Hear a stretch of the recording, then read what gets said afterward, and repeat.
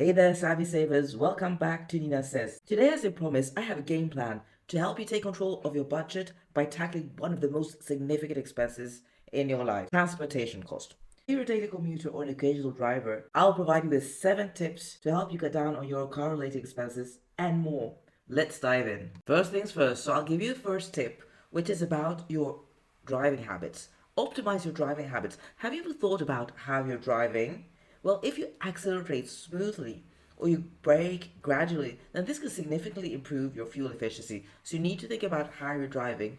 And also, for example, if you're driving on the motorway, consider using your cruise control because this assists you in maintaining a consistent speed, which of course both saves gas and money. So this is quite an easy tip. So you think about how you're driving, you'll be able to save a certain amount of money. The second tip of the day is carpooling and ride sharing.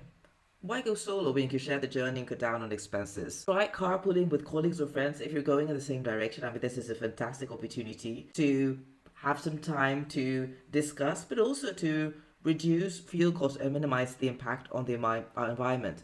And also for other occasions, you could also explore ride-sharing apps. In Europe, we have BlaBlaCar or Uberpool. They're very popular.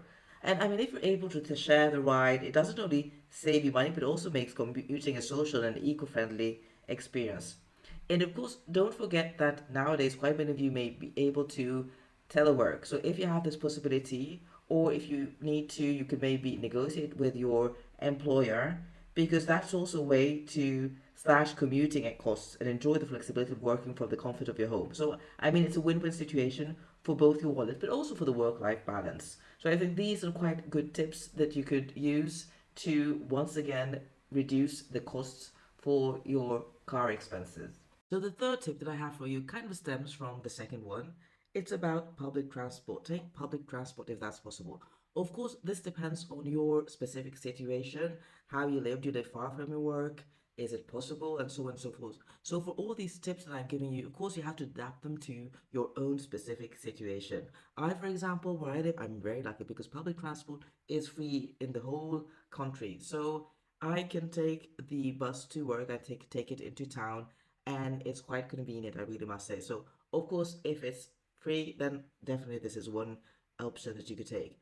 Otherwise, even though it might not be free, often it's a more cost-effective way of getting to work, getting to wherever you need to go. So I think that this is something that you could also think about.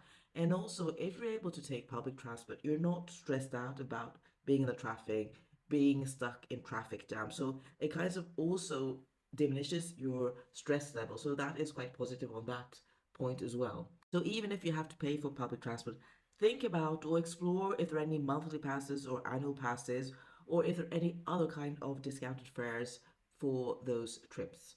Another positive aspect of taking public transport is that you have the time to read.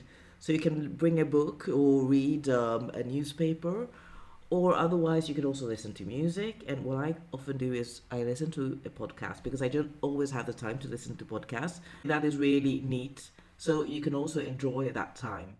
Tip number 4 is about maintenance and repairs. Now, this might be a little bit different depending on where you live because I think, for example, in the States, where you have a car or in all states, you don't really have to go for a checkup regularly. While in Europe, at least where I live, you need to do these checkups. I think when you buy a new car, it's the first time it's 4 years later, and after that, it's generally once a year. So then you'll know if there's anything that needs to be repaired in the meantime or if you need to look after. So in that case, I mean, you have it checked up. They might tell you, oh, you need to repair this, otherwise you're not allowed to drive the car, or this is maybe not in a good shape, and maybe next time you will have to have had it repaired.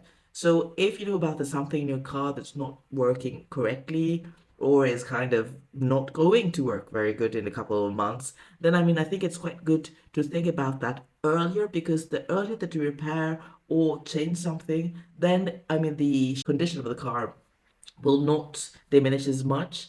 And eventually, I mean, the cost should not be as big as if you wait too long. So I think it's important to regularly maintain the car. This can really prevent costly repairs down the road. And also, you can always learn some basic DIY skills like, checking the oil, replacing air filters, and checking tire pressure. I mean, if you can do it yourself, or maybe have a friend who's able to do that, and that might be, less costly than if you have to go to the garage to do this. So, your wallet will thank you.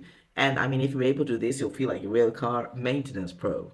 Now, tip number 5 is you need to think a little bit outside the box. So, what other transportation methods are available? So, you need to think about other things beyond the traditional cars, the bus, the train. But of course, this also depends on your lifestyle and your location, where you need to get to university, to get to school, to get to your job, or other places that you need to go to. But do consider using your bicycle, biking, or even walking, or if it's possible, use an electric scooter for shorter distances. So, if you use one of these methods, it's a great way, once again, to save money, but it also promotes a healthy lifestyle. So, if you're walking, you'll get in your maybe your 10,000 steps a day, or biking, you get some fresh air. And this also kind of is a positive effect on your quality of life and lifestyle. So, not only does it save you money, but it can also lead to a healthier lifestyle.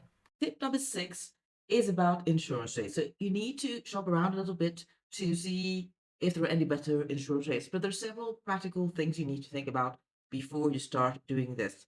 First of all, what policy do you have at the moment? So look at your policy documents and see what kind of coverage you have, what the amounts are, and then also think about, do you really need that coverage? Because of course, if you have a brand new car, the coverage that you will have is probably not the same that you need to have for a 10-year-old car. So knowing what kind of policy you have and what it covers, that will help you assess what you will be needing in the future. And think about also there are several other factors that affect your insurance rate. So what the insurance companies will be looking at is your location, the type of vehicle, the driving history, and the coverage that you choose to, all this plays a role. So understanding these factors will give you insights into how insurance companies determine your rate. But when you have all this background, then it's time to look at what other rates are there in the area. So shop around, meaning look at different companies, speak to your friends, speak to your colleagues, see what kind of insurance they have on the cars and what deals they have been able to get. And of course, when you ask around these companies, don't settle for the first quote that you receive. And then also online, you'll be able to see there's certain tools that you compare rates to as well. So this research is really important. And even though you are with a company that's, let's say they have a higher rate and then you find another which you prefer more, what you can also do is that you go back to your company and say, this is the rate that I have received at company Z. Can you match it? And many times what I found is that they actually do, because sometimes they also have discounts or other things, but because you're already a customer who doesn't go back and ask these kinds of questions, they won't, give it to you for free. If you come back and ask them, then they might, but otherwise they won't tell you anything about it.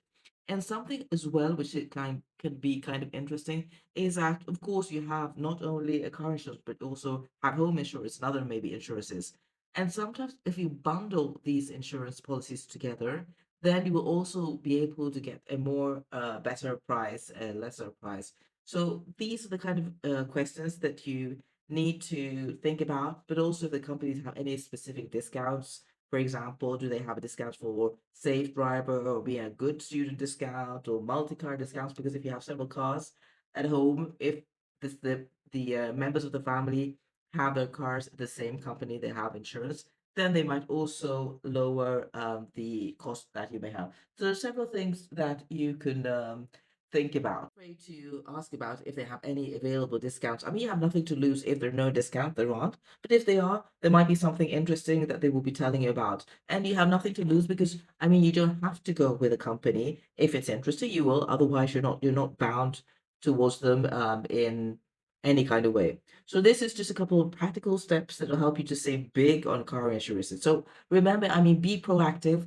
And this is not something that you'll just do now and then forget about it. This is something that you maybe should review in a year's time or 2 years' time, because once again, there might be other discounts, other conditions that might be more fitted to your situation at that time and also might cost you less. So I think these are tips for your wallet. Your wallet will thank you. So don't forget about being proactive, shop around, don't be afraid.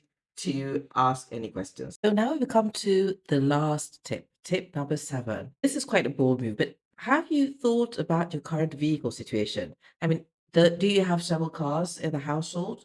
Do you have two cars, for example? Do you really need both cars? I mean, selling one car can not only put extra cash in your pocket, but also lowers, costs for maintenance, insurance, and fuel expenses. I mean, that is what we recently did. Of course, I must say that it kind of started with the COVID situation where we weren't using our cars because we weren't going outside very much. We weren't allowed to here. And then I started taking public transport and didn't really use my cars that much. So we started thinking about it if it was really necessary. And in the end, we came to the conclusion that it wasn't. So we tried. So we kind of sold off a car. So of course gave us extra money. And that now we're just using one car. And of course, we just have one insurance for the car. So it's much more cost effective. And as I said, I'm quite happy taking the public transport. So, of course, it depends on the situation, how far you need to go, how long your transport situation is, and so on and so forth. But at least, this is also another thing that I think is really worth thinking about and taking into consideration. These were the 7 tips that I had for you this week. Of course, don't think about doing all of them. So, of course, maybe not all are suitable for your situation, but try integrating a couple. Start with one and then move on to the next one. If you do that, it will be quite easy, not very cumbersome, and I'm sure that you'll have more money at the end of the month. Now, for any other tips, do follow me. I will be having household tips, other areas in your life where you'll be able to save money. If these were helpful tips, please like and subscribe.